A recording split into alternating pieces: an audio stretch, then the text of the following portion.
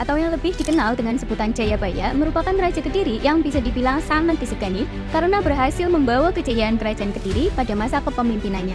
Tidak hanya terkenal karena keberhasilannya dalam bidang ekonomi dan politik, Jayabaya juga sangat masyhur dengan ramalan-ramalannya. Karena jujur saja ketika mendengar nama Jayabaya, kamu mungkin belum tentu tahu siapa atau kerajaan apa yang dipimpinnya, atau bahkan kamu tidak tahu bahwa beliau seorang raja. Tapi, kemungkinan besar kamu tidak asing dengan kalimat ramalan Jayabaya. Sebenarnya, pembahasan kali ini seperti sebuah bawang, banyak lapisannya, yang mana layer demi layernya harus disampaikan dengan teliti dan hati-hati. Tapi saya coba rangkum di sini, dimulai dari perdebatan mengenai keaslian sumber ramalan Jayabaya, ramalannya yang berjumlah sekitar 200-an yang diyakini beberapa sudah terjadi dan beberapa belum terjadi untuk kehidupan bangsa Indonesia. Bahkan, tidak sedikit yang menganggapnya hanya mitos belaka. Tapi sebelum kita kuliti ramalan Jayabaya, kita mulai dari latar belakang sosok Jayabaya dan kehidupan Kerajaan Kediri yang tidak kalah menariknya. Mari kita bahas.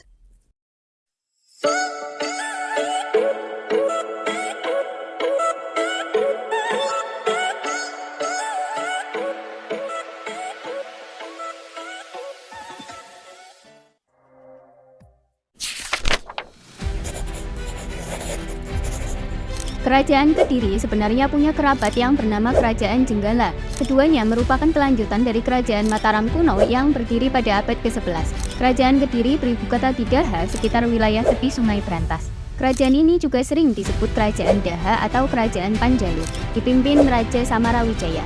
Sementara Kerajaan Jenggala ibu kotanya di Kahuripan yang diperintah Raja Jayeng Rana. Mengapa keduanya disebut kerabat? Karena baik Samarawijaya dan Jayanegara merupakan putra dari Erlangga. Namun, tidak seperti Kerajaan Jenggala, Kerajaan Kediri mengalami kemajuan yang lebih pesat. Wilayah kekuasaannya meliputi Tanjung Pura di Kalimantan, Ranggai, dan Maluku.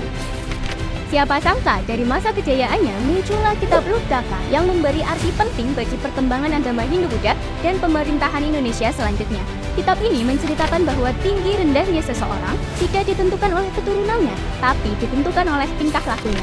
Suatu terobosan yang baru mengingat Hindu-Buddha sangat kental dengan sistem kasta, yang mana derajat seseorang ditentukan oleh golongan tertentu. Wah, ternyata nggak cuma organisasi Muslim Nahdlatul Ulama aja yang moderat ya, Hindu-Buddha juga bisa. Lugdaka berasal dari bahasa Sanskerta yang artinya pemburu. Dikisahkan perbuatan sang pemburu yang meletakkan daun-daun maja di atas lingga. Hal itu dilakukan pada saat gelap gulita malam hari yang disebut Siwa Ratri, artinya malam Batara Siwa. Barang siapa yang pada malam itu berjaga, maka akan mendapat pahala besar, dan akhirnya sang pemburu akan masuk surga.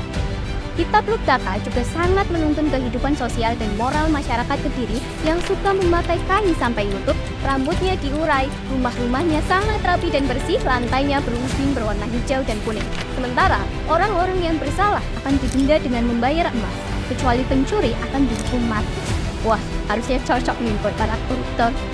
Sistem pemerintahannya dibagi menjadi 3 hierarki, yaitu lapisan yang paling bawah ditempati oleh desa atau tani yang dibagi lagi menjadi subdivisi yang dipimpin oleh seorang tuan. Lapisan atas berikutnya yaitu Satuan Koordinasi Sejumlah Desa atau Wisaya.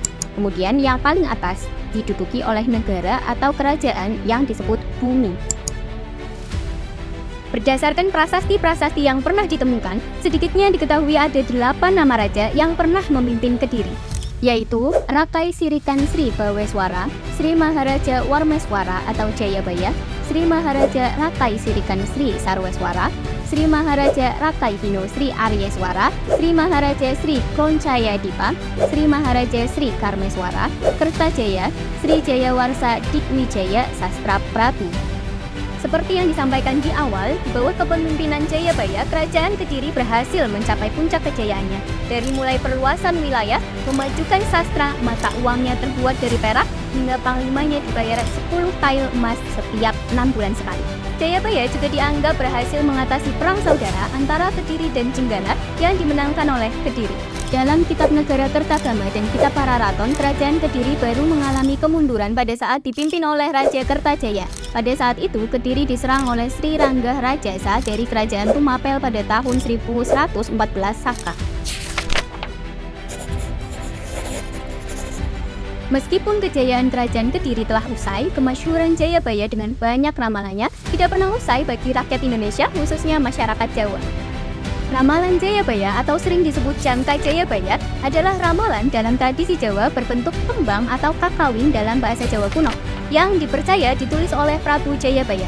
Disebut Jangka Jayabaya karena bermakna ramalan hanya akan terjadi atau menjadi kenyataan jika dijangkah atau dilaksanakan. Konon, ramalan ini mengupas nasib Pulau Jawa dan atau Indonesia hingga tahun 2100. Sebagian masyarakat dan peneliti menganggap akurasi ramalan Jayabaya disebabkan sifatnya yang luas dengan kondisi zaman. Jika dibandingkan dengan ramalan lain, Jangka Jayabaya tampak melengkapi ramalan Ronggo Wasito dalam serat Kalatida tentang prediksi zaman Edan. Letak pro kontra terhadap ramalan ini bukan hanya tentang percaya atau tidak percaya, tapi juga dari tingkat autentivitas atau keaslian benar atau tidaknya. Prabu Jayabaya sendirilah yang menulis ramalan itu.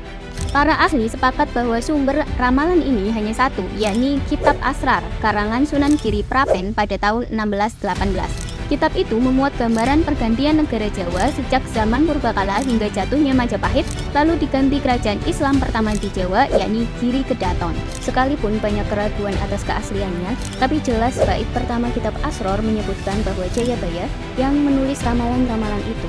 Tapi dua pujangga yang hidup sezaman dengan Jayabaya, yakni Empu Sedah dan Empu Panuluh dalam kitab-kitabnya, sama sekali tidak pernah menyebut bahwa Prabu Jayabaya memiliki karya tulis. Dalam perspektif lain, ramalan ini diterima sebagai petunjuk kehidupan yang dianggap sebagai warisan nenek moyang. Susetro dan Zainal Aris dalam bukunya Membuka Tabir Ramalan Jayabaya di Era Reformasi menjelaskan makna ramalan ini bukan terletak pada nubuat atau prediksinya, tapi pada nilai kesusastraannya yang tinggi. Ramalan Jayabaya yang berjumlah 213 yang tidak mungkin saya sebutkan satu persatu. Jadi, ini dia.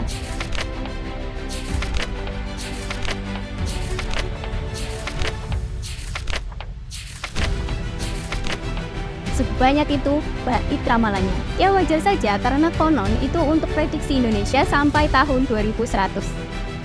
Ada beberapa ramalan yang diyakini akan terjadi di Indonesia tahun 2023 dalam aspek politik, prediksi pandemi, dan perkembangan teknologi transportasi mendatang. Ya sayangnya dari riset yang saya lakukan baru ada prediksi tahun 2023. 2024 belum ada. Atau kalau kamu menemukan prediksi Jayabaya untuk Indonesia tahun 2024, silakan komen di bawah ya. Paling tidak kamu bisa menilai akurat atau tidak ramalan ini terjadi pada tahun 2023. Oke, kita mulai. Yang pertama, prediksi Indonesia akan mengalami resesi besar tahun 2023 sesuai ramalan Jayabaya yang berbunyi wong golek pangan koyo gabah diinteri. Artinya, orang akan kelabakan dalam bertahan hidup layaknya beras yang digoyang-goyangkan dalam tampah. Kedua, isu pandemi yang belum berakhir dengan ramalannya yang berbunyi akeh wong dicopoti lemut mati, lan akeh wong dicopot semut sirno, yang berarti banyak orang yang digigit nyamuk mati dan banyak orang yang digigit semut akan hilang. Semut ini merujuk pada istilah untuk ungkapan virus pandemi yang terjadi lagi di tahun 2023. Gimana menurut kalian? Apakah semua ini sesuai? Dan ada banyak lagi ramalan yang dipercaya sesuai dan sudah terjadi dengan kondisi masyarakat Indonesia saat ini. Nah, itu dia semua background kerajaan Kediri hingga profil salah satu pemimpinnya yaitu Raja Jayabaya yang masyhur dengan ramalan-ramalannya. Gimana menurut kalian? Apakah kalian percaya bahwa Jayabaya memang seorang sakti yang mampu meramalkan masa depan Indonesia hingga tahun 2100? Atau kalian melihat itu hanyalah suatu cocokologi, bait-bait sastra yang akurasinya sangat fleksibel sehingga sebagian diyakini oleh awam sebagai suatu ramalan?